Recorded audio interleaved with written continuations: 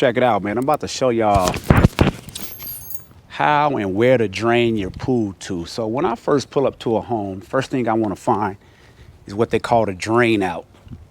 All houses should have a drain out, and this is what it's going to look like. If you have a lot of foliage around your home, ooh, it's going to be tough, because sometimes landscapers, they bury them. Sometimes they cover them with rocks. Bushes are blocking them. So you're going to have to search. You might have to search for it. Most times they're in the front of the house.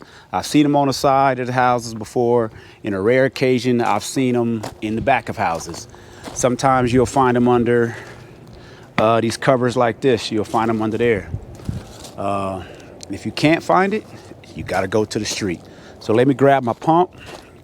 Well, let me show you the pump I'm using. I'm just using this pump I picked up from Harbor Freight right here.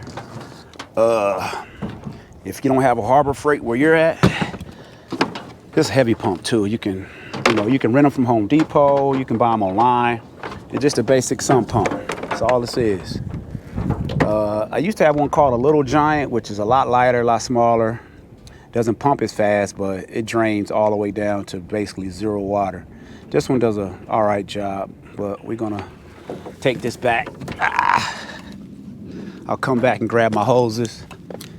And when you're draining it, you want to find the shortest route possible from the backyard.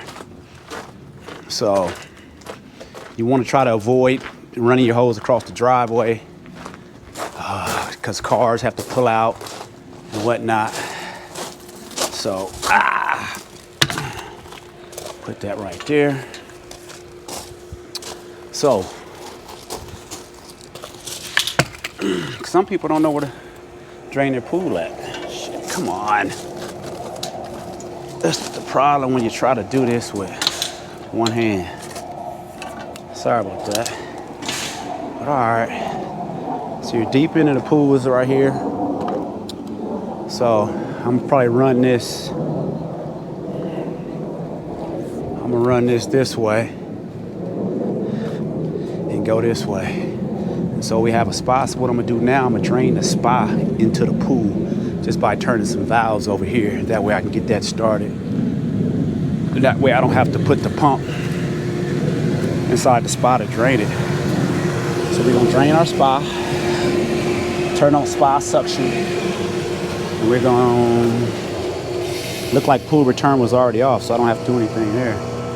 But I lost prime, but that's what we're gonna do. It should be good. But I'll be right back once I hook the hose. Got to get your hose clamps. These are just the hose clamps I use right there, because you do not want these hose. You don't want nothing to come off while you're gone, because then you got to make a trip back over here to hook this stuff back up, and you don't want to cause a flood. So make sure you have these things on tight. I like using these versus tape. Some people use tape, but I like using the hose clamps better, because sometimes that tape just doesn't hold. And this pump has a plastic bottom. You have to be careful. If you get a pump with a metal bottom or a bottom that'll rust, it'll leave rust on the bottom of the pool. So you want to make sure you get a pump with a plastic bottom. If not, if you have the kind with that'll rust, put it in a bucket or set it on a mat or something, so that way it doesn't rust the bottom of your pool. And be careful when you're dropping this pump. You don't want to drop it slamming on the plaster and damage somebody's plaster. Then you be paying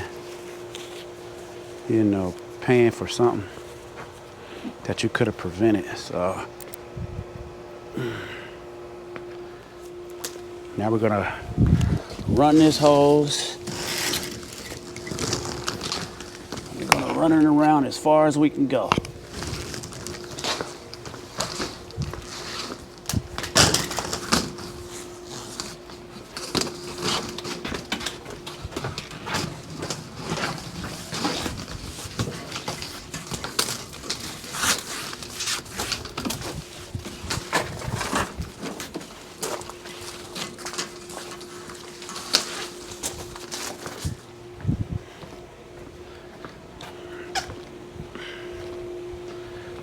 Show y'all where the pump is.